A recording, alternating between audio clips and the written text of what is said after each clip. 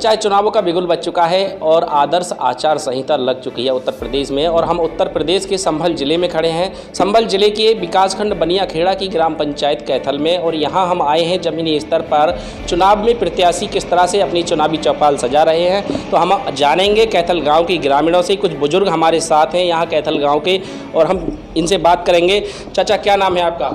मेरा नाम साधुराम है। स्वागत है आपका पंचायत वार्ता में। किस तरह का प्रत्याशी आप चाहते हैं, किस तरह का प्रधान होना चाहिए? हम राकेश की तरह चाहते हैं। तो राकेश के लिए क्यों चाहते हैं, क्या ऐसी खूबियाँ उनके अंदर है? खूब बढ़िया है, अभी मिला ही नहीं मौका सर। मौका मिल जाए तब कुछ करके दिखाएं वे, अभी मौका ही नहीं मिला सर। क्या हमने 1.5 बीघे ज़मीन अपने चबूतरा बनाने के पंचायत के रख किया, क्योंकि सबकी बात है घर बन जाए तो बढ़िया बात। क्योंकि अब तक 3035 रुपये देते हैं हम, ओमी लाला के ताई धर्मशाला के, वहाँ पढ़ना लगा अपने ब्याह शादी हम बुहार कर लें।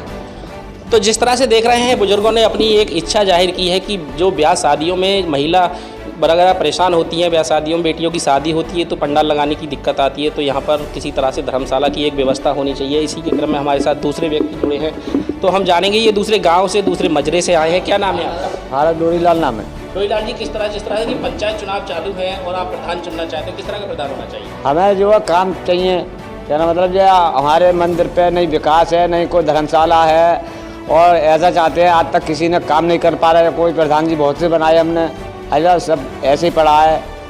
और जो चाहते हैं हम राकेश मौर्य के लिए देखना चाहते हैं कि आगे को अपने जीते तो हमें जो कामयाबी मिले, जो हमारा काम होए, सड़कें फड़कें पड़े।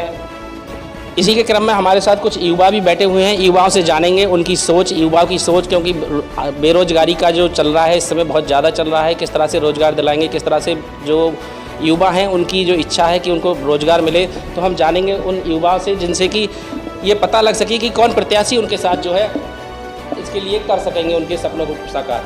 क्या नाम है आपका? मुन्ना। जिस तरह से पंचायत चुनाव है और प्रधानी के दमखम लगा रहे हैं सभी लोग, क्या उम्मीदें हैं आपकी, क्या कहना चाहेंगे? सभी को उम्मीदें हैं इनसे। आने वाले टाइम में जो है सभी ने सब कुछ किया है, मगर इनका एक नया चेहरा है, देखना चाहते हैं ये क्या कर सकते हैं आने वाले टाइम में हमारे ग्राम के लिए।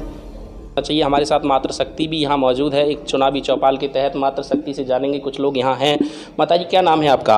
मोमबत्ती।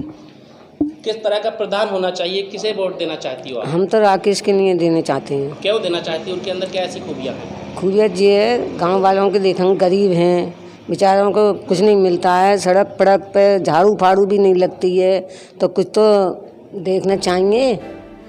और मतलब किसी की लड़की की शादी हो थोड़ी बहुत सहायता करनी चाहिए, ये कहना चाहते हैं हम। तो आपको उम्मीद है ऐसे प्रत्याशियों की, जिस तरह से कि माताजी ने भी अपने विचारों को रखा है। हमारे साथ युवा महिला हैं और उनसे भी जानेंगे कि किस तरह का वो प्रत्याशी चाहती हैं और किस तरह के प्रत्याशी होने चाहिए। क्या नाम है आपका? सीमा मौर्य। सीमा जी, किस तरह का प्रत्याशी होना चाहिए, किसे वोट देना चाहती हो आप? हम राकेश के लिए वोट देना चाहते हैं। क्या उम्मीदें हैं उनसे आपको? वो कुछ नया करेंगे, हमारे गांव में कुछ हुआ नहीं है वगैरह, सड़क वगैरह, तो हम उसके लिए वोट देना चाहते हैं। कुछ गांव में सुधार आए, बदलाव आए। तो आप देख रहे हैं यहाँ पर युवा जो महिला शक्ति हमारे साथ जुड़े हैं, कुछ यहाँ पर और भी बैठी हुई हैं, इनसे जानेंगे कि क्या नाम है इनका। क्या नाम है आपका?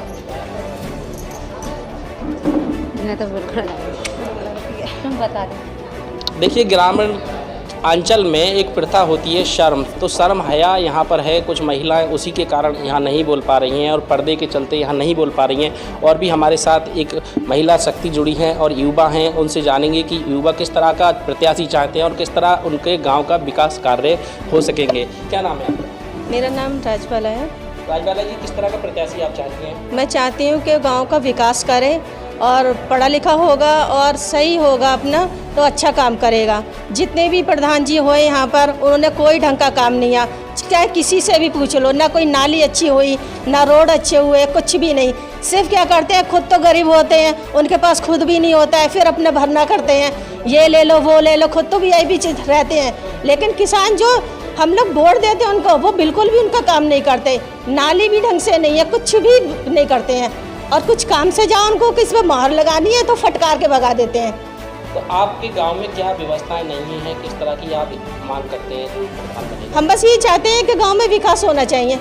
आचार संहिता तथा कोविड-19 की गाइडलाइन को लेकर जब प्रत्याशी से बात की गई तो उन्होंने क्या कहा, आप भी जानिए। यह उत्तर प्रदेश में सभी लोगों के लिए अपील की जा रही है प्रशासनिक अधिकारियों के द्वारा कि आदर्श आचार संहिता का पालन करें और जो कोविड-19 की जो एक प्रोटोकॉल है उसका भी पालन करें। इसी के क्रम में हम आज पहुंचे हैं संभल जनपद के विकासखंड बनियाखेड़ा की ग्राम पंचायत कैथल में, और हम देख रहे हैं यहाँ पर जो पंचायत चुनाव के लिए दावेदार हैं, संभावित प्रत्याशी हैं राकेश मौर्य जी।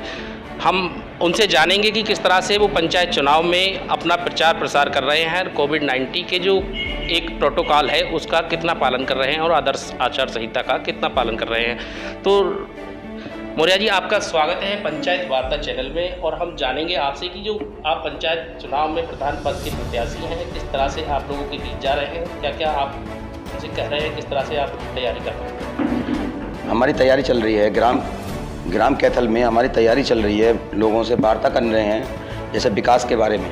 विकास नहीं हो पा रहा हमारे ग्राम पंचायत में, तो और जो हमारे बुज़ुर्ग हैं, महिलाएं हैं बुज़ुर्ग, उनको पूरी तरह से मतलब सरकार की जो सुविधाएं हैं वो नहीं मिल पा रही हैं उनके लिए। तो जिस तरह से पहले भी आप पंचायत चुनाव में उतरे थे और चंद वोटों से आप पीछे रह गए थे, तो इस बार क्या कोई कमी छोड़ना चाहते हैं, किस तरह से आप चुनाव की तैयारी कर रहे हैं जिससे कि कोई ऐसी स्थिति पैदा ना हो? नहीं, पिछली बार मैं 13 वोटों से प्रधानी हार चुका हूँ।